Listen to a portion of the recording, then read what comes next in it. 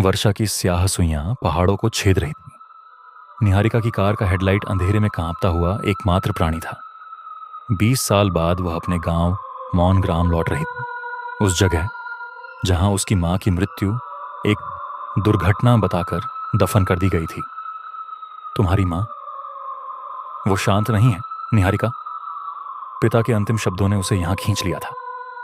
गांव के प्रवेश द्वार पर टूटा हुआ बोर्ड लटक रहा था, मौन ग्राम, जहां पहाड़ भी रहस्यों को दबा लेते हैं।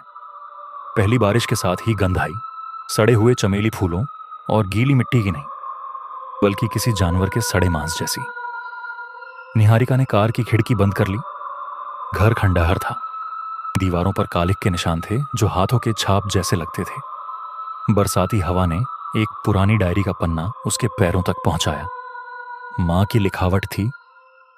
आज फिर वह आवाज आई, बच्चों के रोने जैसी। रामू कहता है, ये पहाड़ की नसें हैं जो रोती हैं, मगर नसें मम्मी नहीं पुकारती। न ही उनकी आवाज में इतना डर होता है। गांव वाले उससे दूर भागते थे। सिर्फ बूढ़ा रामू बोला, तुम्हारी मां ने जो सुना वो गायक बाबा की मदद थी। वो भूत नहीं, उससे भी बदतर है। गायक बाबा गांव के श्मशान के पास रहने वाला अंधा साधु। कहते थे उसके भजन मृतकों को शांति देते हैं। मगर निहारिका को याद था बचपन की एक घटना, जब वह भटक कर श्मशान पहुंच गई थी। बाबा गा रहा था, आ जा रे मेरे अंधेरे के बच्चे, और उस गीत के साथ ही मिट्टी से हाथ निकलकर हवा में ताल दे रहे थे। वह फिर उसी स्थान पर खड़ी थी। बाबा की आंखों की जगह खाली गड्ढे थे। तुम्हारी मां ने हमारा रहस्य जान लिया था। उसका स्वर शहनाई जैसा मधुर था। उसने तुम्हें बचाने की कीमत चुकाई। अब तुम वापस क्यों आई? कौन सा रहस्य? निहारिका ने पूछा। बाबा मुस्कुराया, वो जो तुम्हारे खून में है। तुम्हारा परिवार सदियों से अंतराल की रक्षा करता आया है। मां की डायरी के अंतिम पन्ने में एक नक्शा था, गांव के मंदिर के नीचे बनी गुफाओं का। 15वीं शताब्दी में बना यह मंदिर एक ऐसे द्वार की रक्षा के लिए बनाया गया था जो हमारी दुनिया और किसी और स्थान के बीच का सेतु था। निहारिका के पूर्वज इस द्वार के द्वारपाल थे, मगर कुछ गलत हो गया था। डायरी लिखती थी, द्वार खुल रहा है, गायक बाबा उन्हें बुला रहा है, बच्चों की आत्माओं से। हर बलिदान उस अंतराल को हमारी दुनिया के करीब लाता है। निहारिका को समझ आया, गांव से गायब होने वाले बच्चे, उनकी चीखों जैसी आवाजें, ये कोई भूत या सनसनी नहीं थी। ये एक प्रक्रिया थी, और उसकी मां ने इसे रोकने की कोशिश की थी। अमावस की रात निहारिका ने मंदिर के गुप्त मार्ग से गुफा में प्रवेश किया। हवा में लोहे और सड़े फूलों की गंध थी। दीवारों पर अजीब चमकती लकीरें थीं, जैसे कोई जीवित नसें हों। गहराई में एक चौकोर चबूतरा था। उस पर गायक बाबा खड़ा था। उसके सामने बंधी थी एक छोटी लड़की, रामू की पोती। तुम्हारा खून ही द्वार को स्थिर रखता है, बाबा ने घोषणा की। मगर तुम्हारी मां ने तुम्हें भागने दिया। उसकी मृत्यु ने संतुलन बिगाड़ दिया। आज एक बच्चे का जीवन उसे ठीक करेगा। निहारिका ने छिपकर देखा। बाबा ने एक विचित्र वाद्य यंत्र बजाना शुरू किया। ध्वनि तरंगों ने हवा में एक दरार बनाई। उसमें से निकली ठंडी हवा ने मशालों को नीला कर दिया। दरार के भीतर कुछ हिल रहा था, कोई असंख्य आंखों वाला विशालकाय प्राणी। लड़की के रोने की आवाज ने निहारिका को स्तब्ध कर दिया। वह आवाज बिल्कुल वैसी ही जैसी उसकी मां ने डायरी में लिखी थी। छिपी हुई मम्मी के भंडार से निहारिका को मां का अंतिम पत्र मिला। प्रिय निहारिका, अगर तुम ये पढ़ रही हो तो मैं जीत गई। गायक बाबा कोई साधु नहीं, वो उस अंतराल का दूत है। हमारे पूर्वजों ने उसे मानव रूप में बंद कर दिया था, मगर वो बच्चों के भय से शक्ति पाता है। हर बलिदान से उसकी कैद कमजोर होती है। मैंने उसका अंतिम शिकार होने का नाटक किया ताकि तुम भाग सको, मगर सच ये है कि मैंने खुद को उस द्वार के सामने बलिदान कर दिया ताकि मेरी आत्मा उसे अंदर से बंद रखे। मगर मेरी शक्ति कम हो रही है। उसने तुम्हें वापस बुला लिया है। तुम्हारा खून तुम्हें खींचता है। रुको मत। इस पत्र के साथ मेरा पेंडेंट है। इसे गायक बाबा के हृदय पर दबा देना। यही एक तरीका है। पेंडेंट में था एक नुकीला पत्थर, द्वारपालों का अंतिम अस्त्र। चबूतरे पर बाबा ने छुरी उठाई। दरार से निकला तारा जैसा हाथ लड़की की ओर बढ़ा। रुको! निहारिका चिल्लाई। उसकी आवाज ने बाबा को चौंका दिया। तुम्हें वो पेंडेंट नहीं मिल सकता। मां ने दिया है। निहारिका ने पत्थर को भींचा। वह जलने लगा। बाबा हंसा। उसने सोचा वो मुझे बंद कर रही है। मैं तो उसकी आत्मा को खा रहा हूं। हर रात उसकी चीखें सुनता हूं। अंतराल की भूख कभी ना खत्म होने वाली। निहारिका ने पत्थर भोंक दिया। बाबा के सीने में नहीं, बल्कि हवा में खुली दरार में। एक विदारक चीख गूंजी, जैसे हजारों बच्चे एक साथ रो उठे हों। पत्थर से निकली रोशनी ने दरार को चीरना शुरू कर दिया। उसमें से झांकता वह प्राणी छटपटाया। नहीं! बाबा चीखा। तुम नहीं जानती क्या कर रही हो। दरार सिकुड़ने लगी। बाबा का शरीर टूटने लगा। तुमने हमें भूखा छोड़ दिया। अब हम तुम्हारी दुनिया में आने का नया रास्ता ढूंढेंगे। एक विस्फोट हुआ। नीली लपटों ने गुफा को भर दिया। जब धुआं छोटा तो दरार गायब थी। गायक बाबा का सिर्फ वस्त्र पड़ा था, उसमें से काला धुआं उठ रहा था। निहारिका ने रामू की पोती को बचा लिया। गांव वाले उसकी प्रशंसा करते थे, मगर जब वह लौटकर गुफा में गई तो उसने दीवार पर एक नया दरार देखी। बालों जैसी पतली मगर गहरी। उसमें से ठंडी हवा आ रही थी और दूर से आती वही आवाज बच्चों के रोने की। मां का पेंडेंट अब बेजान पत्थर था। निहारिका ने उसे दरार पर रख दिया। आवाज थम गई, मगर दरार बनी रही। उस रात निहारिका ने अपनी डायरी में लिखा, मैंने उसे बंद नहीं किया, सिर्फ थामा है, जैसे मां ने किया था। अंतराल अब मेरी आत्मा को खाएगा, मगर इसकी भूख बढ़ रही है। गायक बाबा सच कहता था, यह कभी खत्म नहीं होगा। कल मैंने रामू की पोती को फिर से रोते हुए देखा। उसने कहा उसके सपने में एक गाने वाला अंधा आदमी आता है। वो उसे पहाड़ के पास खेलने को कहता है और उसकी आवाज में मेरी मां की आहट है। मौन ग्राम का मतलब मैं अब जानती हूं। ये चुप्पी नहीं, सहने की पीड़ा है, और ये पीड़ा अब मेरी विरासत है। निहारिका खिड़की से बाहर देखती है। पहाड़ की तलहटी में, बारिश के धुंधलके में उसे एक आकृति दिखाई देती है। अंधा साधु जिसके हाथ में एक छोटा सा वाद्य है। वो ओझल होने से पहले उसकी ओर मुस्कुराता है और तभी उसके कानों में एक स्वर गूंजता है, इतना स्पष्ट कि वो चीख उठती है, मम्मी, मुझे बाहर निकालो। यह आवाज उसकी मृत मां की नहीं थी। यह आवाज उसकी अपनी थी, जब वह 5 साल की थी। उस अपनी ही बचपन की आवाज ने निहारिका के मन की आखिरी दीवार तोड़ दी। वह फर्श पर गिर पड़ी, हाथों से कान दबाए, मानो उस चीख को अपने भीतर वापस धकेल सकती है। पर वह आवाज बाहर नहीं, अंदर से आ रही थी, उसकी अपनी याददाश्त के भंडार से। वह आवाज एक संकेत थी। अंतराल अब सीधे उससे जुड़ चुका था। उसने अपनी मां के पेंडेंट को, जो अब एक साधारण पत्थर था, दरार पर रखा था। यह एक ताला नहीं, बल्कि एक सांकेतिक दरवाजा था। उसने अंतराल को बताया था कि अब वह यहां है। द्वारपाल की तलवार अब एक आमंत्रण बन चुकी थी। अगले कुछ दिन धुंधले थे। निहारिका ने खुद को घर में कैद कर लिया। हर शाम ठीक सूरज ढलने के समय वह आवाज आती। पहले तो बस एक फुसफुसाहट, मम्मी, फिर धीरे धीरे एक स्पष्ट वाक्य, यहां आओ ना, खेलते हैं। आवाज उसकी अपनी थी, मगर उसमें एक विदेशी, बूढ़ी और क्रूर चालाकी घुल गई थी, जैसे कोई दानव किसी बच्चे का मुखौटा पहने हो। रामू की पोती पिया अब उससे मिलने आती। वह बच्ची भी बदल गई थी। उसकी हंसी गायब हो गई थी। वह चुपचाप बैठकर कागज पर अजीब आकृतियां बनाती, आंखों वाले गहरे गड्ढे और उनसे निकलती लहरदार रेखाएं। कौन आता है तुम्हारे सपनों में पिया? निहारिका ने एक दिन पूछा, दिल कांपता हुआ। पिया ने बिना सिर उठाए कहा, वो अंधा बाबा नहीं है। अब तो एक दीदी आती है। वो कहती है कि तुम बहुत दुखी हो। वो तुम्हारे लिए रोती है। उसके आंसू काली मिट्टी जैसे गंदे होते हैं।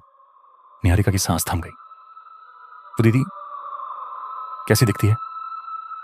तुम्हारी तस्वीर वाली एल्बम जैसी, पर उसके मुंह से बहुत सारे छोटे छोटे कीड़े निकलते हैं, सफेद।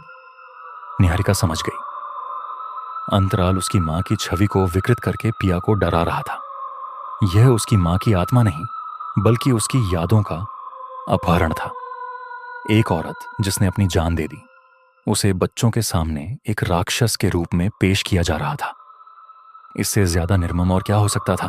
उस अपनी ही बचपन की आवाज ने निहारिका के मन की आखिरी दीवार तोड़ दी। वह फर्श पर गिर पड़ी, हाथों से कान दबाए, मानो उस चीख को अपने भीतर वापस धकेल सकती है। पर वह आवाज बाहर नहीं, अंदर से आ रही थी, उसकी अपनी याददाश्त के भंडार से। वह आवाज एक संकेत थी। अंतराल अब सीधे उससे जुड़ चुका था। उसने अपनी मां के पेंडेंट को, जो अब एक साधारण पत्थर था, दरार पर रखा था। यह एक ताला नहीं, बल्कि एक सांकेतिक दरवाजा था। उसने अंतराल को बताया था कि अब वह यहां है। द्वारपाल की तलवार अब एक आमंत्रण बन चुकी थी। अगले कुछ दिन धुंधले थे। निहारिका ने खुद को घर में कैद कर लिया।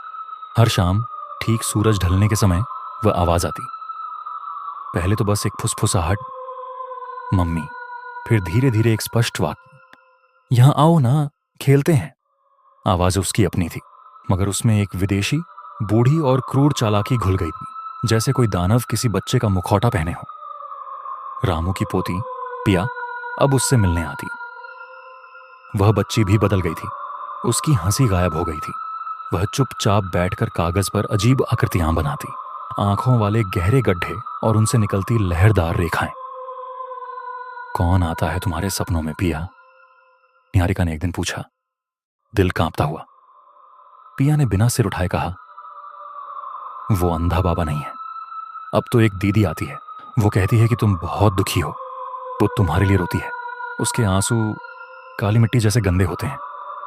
निहारिका की सांस थम गई। वो दीदी कैसी दिखती है? तुम्हारी तस्वीर वाली एल्बम जैसी, पर उसके मुंह से बहुत सारे छोटे छोटे कीड़े निकलते हैं, सफेद। निहारिका समझ गई। अंतराल उसकी मां की छवि को विकृत करके पिया को डरा रहा था। यह उसकी मां की आत्मा नहीं, बल्कि उसकी यादों का अपहरण था। एक औरत जिसने अपनी जान दे दी, उसे बच्चों के सामने एक राक्षस के रूप में पेश किया जा रहा था। इससे ज्यादा निर्मम और क्या हो सकता था। निहारिका ने फिर से मां की डायरी के पन्ने पलटे। उसे लगा कि कुछ छूट गया है। आखिरी पन्ने के पीछे एक और पन्ना चिपकाया हुआ था, जिसे पहले वह नहीं देख पाई थी।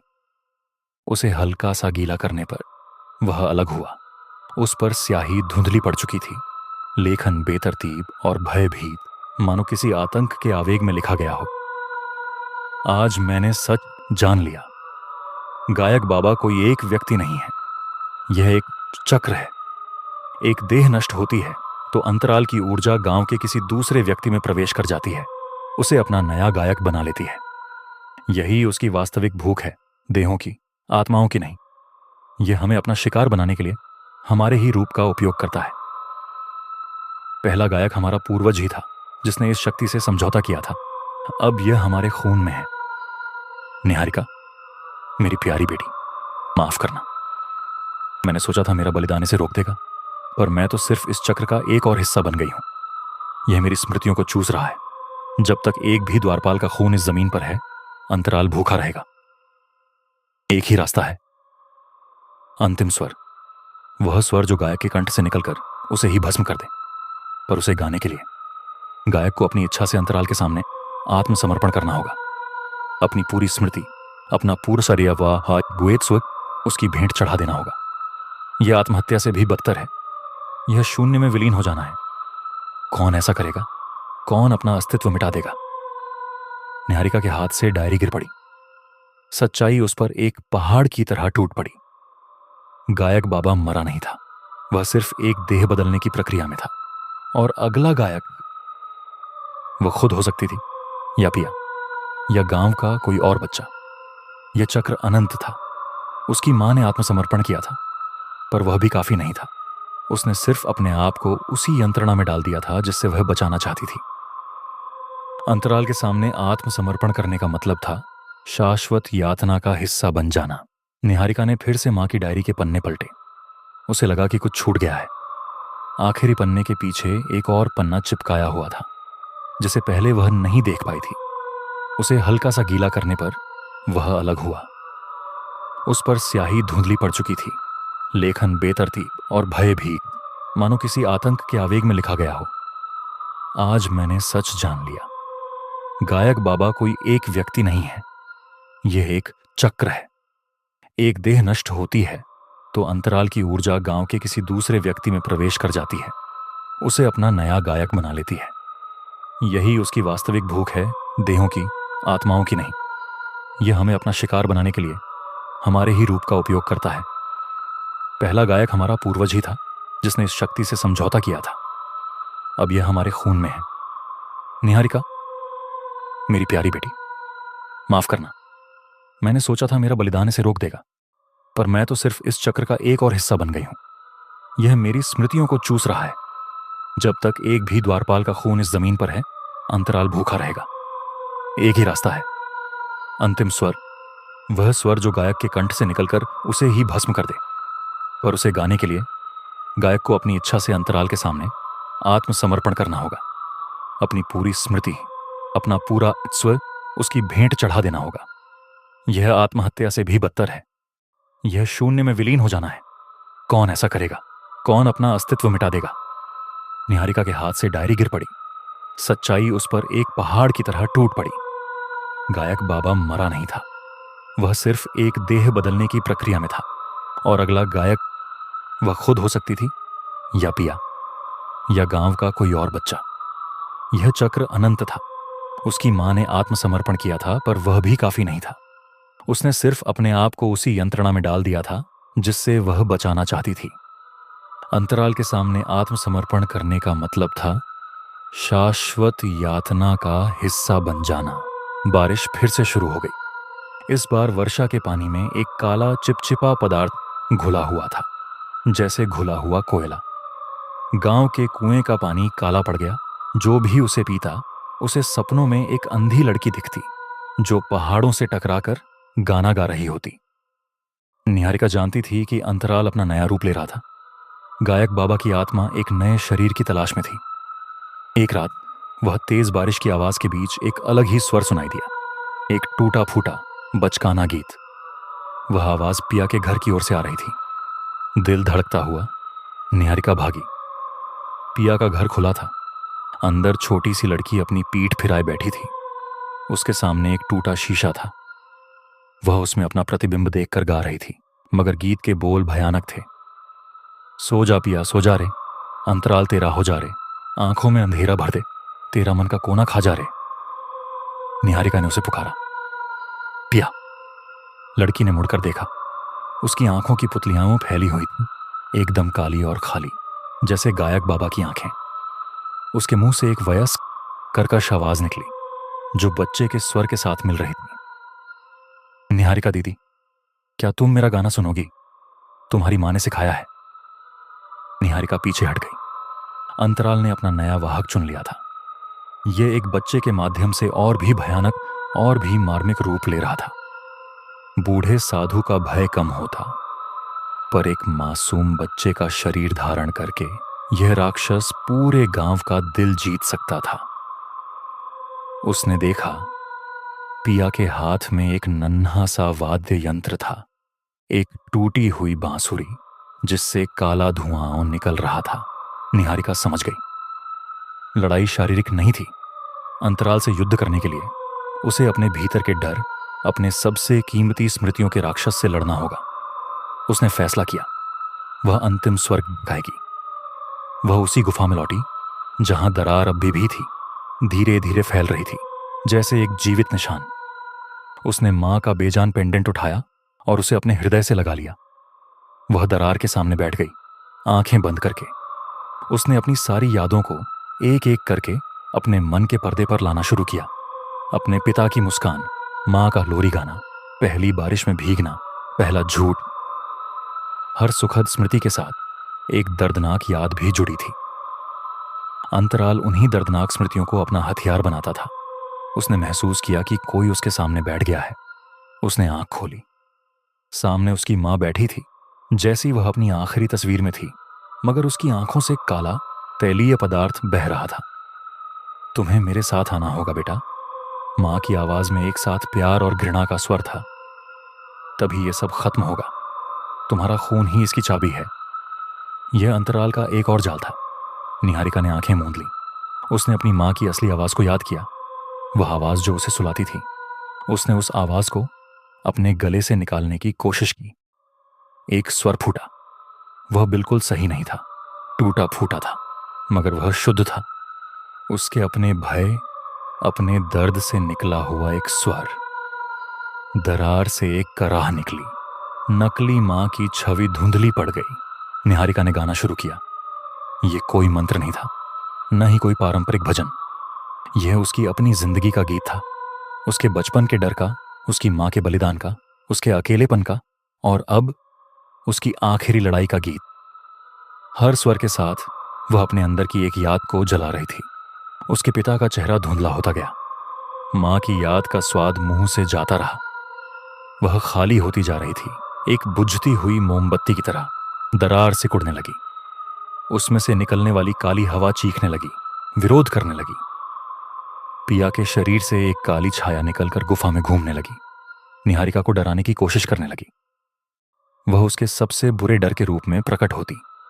कीड़ों से भरी हुई निहारिका की अपनी ही तस्वीर। गला घोंटता हुआ रामू, रोता हुआ बचपन का वह दिन जब वह खो गई थी। पर निहारिका ने गाना नहीं रोका। वह अपना सब कुछ दे रही थी। उसकी आंखों से आंसू नहीं, बल्कि खून की धार बह रही थी। उसकी आवाज भारी होती जा रही थी, मगर स्वर अडिग था। आखिरी पंक्ति गाते हुए उसने अपनी आंखें खोली। दरार अब एक बारीक सी रेखा मात्र रह गई थी। उसके सामने पिया बेहोश पड़ी थी, सामान्य स्थिति में। निहारिका ने अपना गीत पूरा किया, एक पूर्ण शांत स्वर के साथ। और फिर कुछ नहीं हुआ। वह खाली थी। उसकी सारी यादें, उसका पूरा अस्तित्व उस गीत के साथ बह चुका था। वह जानती थी कि वह निहारिका है, मगर उसे महसूस नहीं हो रहा था।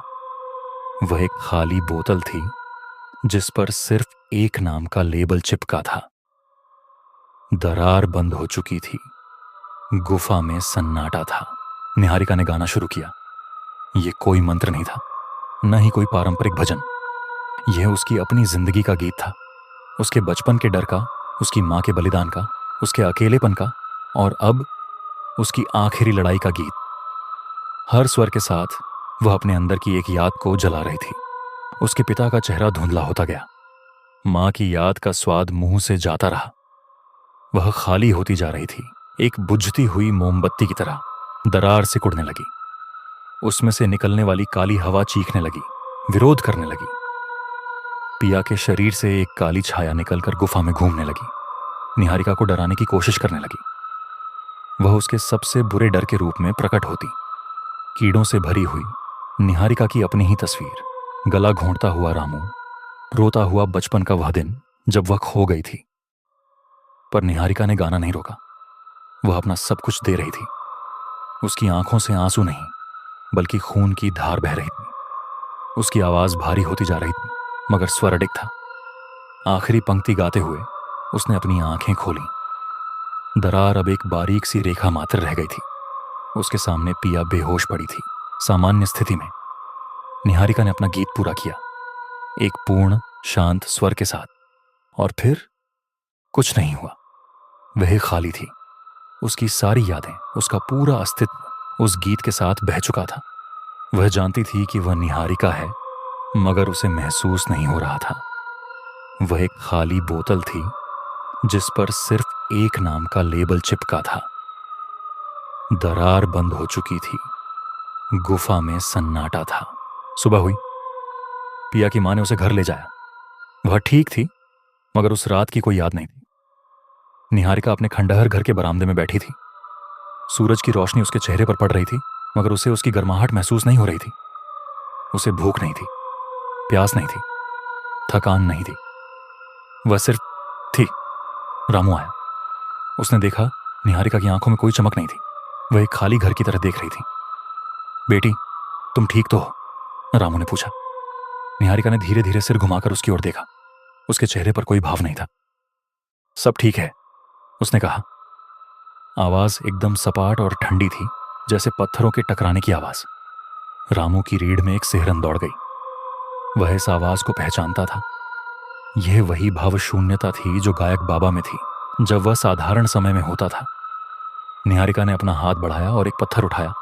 उसे अपनी हथेली पर रखकर देखने लगी। फिर बिना किसी कारण के उसने उसे तोड़ डाला। उसकी आंखों में कोई आश्चर्य नहीं, कोई संतुष्टि नहीं, सिर्फ एक रिक्तता। उसने रामू की ओर देखा। अब डरने की कोई बात नहीं है, उसने वहीं सपाट स्वर में कहा। मैं यहां हूं। रामू समझ गया, अंतराल बंद हो गया था, मगर उसकी रक्षक, उसकी द्वारपाल, उसकी कीमत चुका चुकी थी। निहारिका का शरीर जीवित था, मगर उसकी आत्मा, उसकी यादें, उसकी भावनाएं, सब कुछ उस अंतिम स्वर के साथ खत्म हो चुका था। वह एक खाली वाहन थी, जो अब इस बात की गारंटी थी कि अंतराल कभी नहीं खुलेगा।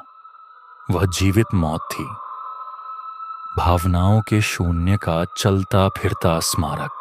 कहानी का अंत नहीं हुआ, यह एक नई तरह की नींद में बदल गई। निहारिका अब भी मौन ग्राम में रहती है। गांव वाले उससे डरते हैं। वह न बूढ़ी होती है, न बीमार पड़ती है। वह हमेशा उसी खंडहर घर के बरामदे में बैठी रहती है, खाली नजरों से पहाड़ों को देखती रहती है। कभी कभी जब कोई बच्चा रात में जोर से रोता है या कोई पशु अचानक गायब हो जाता है, तो निहारिका उठती है। वह बिना एक शब्द कहे उस दिशा में चल पड़ती है, और जहां भी वह जाती है वहां सन्नाटा छा जाता है। डर गायब हो जाता है।